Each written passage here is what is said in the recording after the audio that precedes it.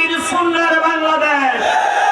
এর জন্য আমাদের সকল কর্মী ভাইদেরকে পূর্ণ প্রস্তুতি গ্রহণ করতে হবে।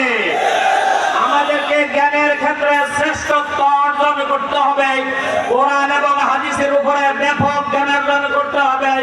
ইসলামী সাহিত্য অধ্যয়নের মাধ্যমে ইসলামের বিভিন্ন দিকের উপরে ব্যাপক জ্ঞান অর্জন করতে হবে।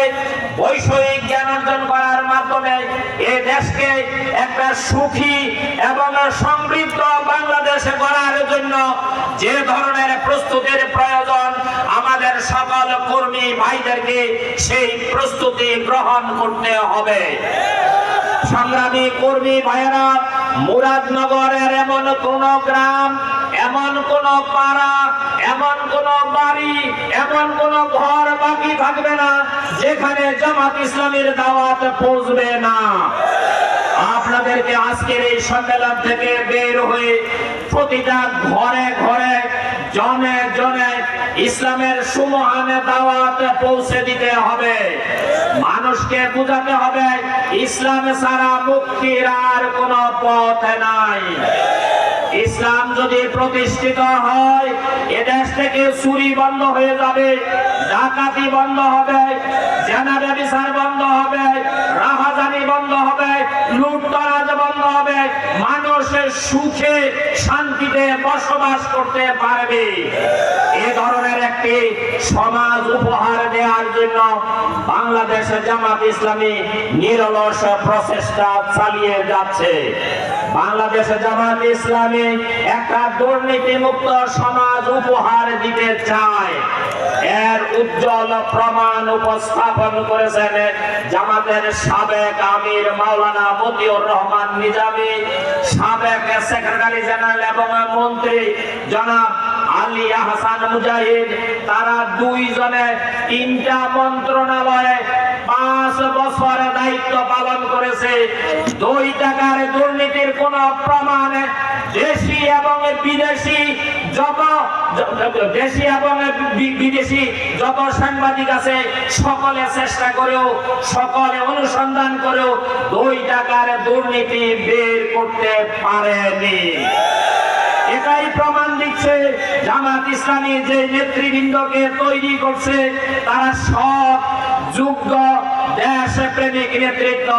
জামাত নেতৃত্বের হাতেই এদেশের মানুষ, এদেশের সম্পদ নিরাপদ। সুতরাং এই দেশের মানুষের কাছে, এই মুরাদনগরের আপামর জনসাধারণের কাছে কথা পৌঁছে দিতে হবে। সাথে সাথে এ কথাও পৌঁছে দিতে হবে ইসলাম একটা পরিপূর্ণ জীবন ব্যবস্থা। ইসলাম শুধুমাত্র মসজিদের কথাই বলে না, ইসলাম শুধুমাত্র খানকার কথাই বলে না।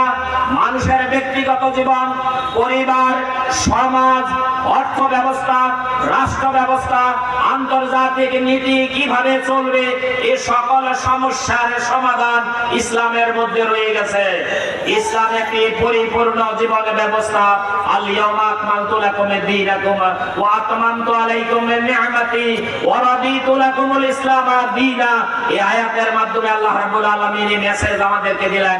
ইসলাম একটি পরিপূর্ণ জীবন ব্যবস্থা। ইসলাম পরিপূর্ণভাবে আমাদের সামনে উপস্থাপন করেছেন।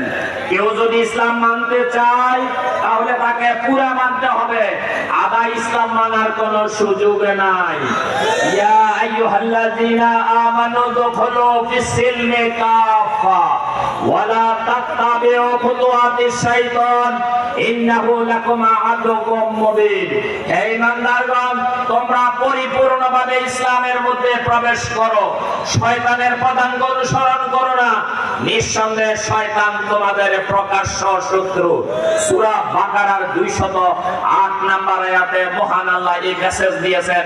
কেউ নামাজের ক্ষেত্রে আল্লাহকে মানবে, রোজার ক্ষেত্রে মানবে, হজ যাকাতের ক্ষেত্রে মানবে, কিন্তু ব্যক্তিগত জীবন, পারিবারিক জীবন, সামাজিক জীবন, অর্থনৈতিক জীবন, পার্লামেন্টের জীবন, জাতীয় সংসদের জীবনে ইসলামকে মানবে না, এটা হতে পারে না।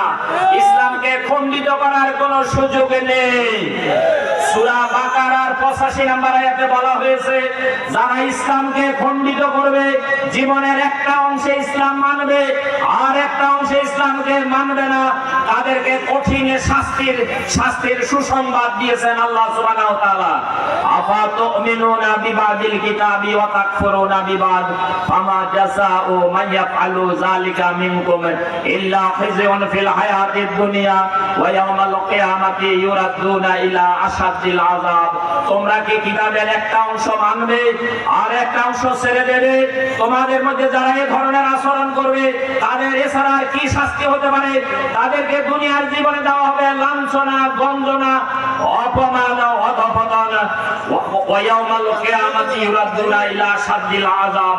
কাল কিয়ামতের দিন তাদেরকে কঠিন আযাবের মুখোমুখি করা হবে।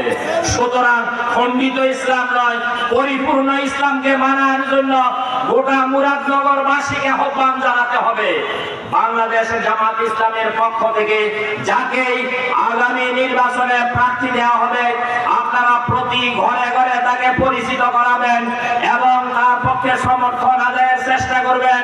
আমরা আশা করি বাংলাদেশে জামাত ইসলামী কুমিল্লা উত্তর জেলা কেন্দ্রীয় সংগঠনকে মুরাদনগরের উপজেলা পার্লামেন্টে উপহার দেবে ইনশাআল্লাহ। সকলকে প্রস্তুতি নেওয়ার জন্য আহ্বান রেখে এবং মুরাদনগরের সর্বস্তরের জনতাকে আমার পক্ষ থেকে এবং জামাত ইসলামী কুমিল্লা উত্তর জেলার পক্ষ থেকে সংগ্রামী অভিনন্দন জানিয়ে আমার বক্তব্য শেষ করছি। আল্লাহ হাফেজ। আসসালামু আলাইকুম ওয়া রাহমাতুল্লাহি